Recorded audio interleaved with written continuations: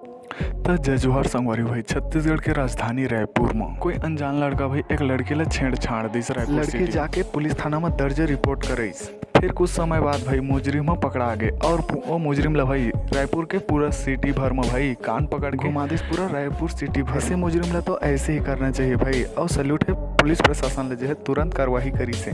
तो संगवारी मैं उम्मीद करत कि लड़की मन थोड़ा सावधान रहा और सतर्क रहा का बकी ये हैवान दुनिया में अभी डेट में ककरो पर भरोसा नहीं करना चाहिए। दुनिया में एक से बढ़कर एक आरोपी है जिला देख के भाई खून खोल जाते। आरोपी मन में भाई अभी पुलिस प्रशासन बहुत कड़ी कड़ी सजा देता हवा। संगवारी पुलिस प्रशासन अभी डेट में इतना कड़क है कि भाई कोई भी इंसान गलत काम करे से पहले 100 बार सोची पुलिस के बारे में। पुलिस प्रशासन अभी बहुत कड़क खावा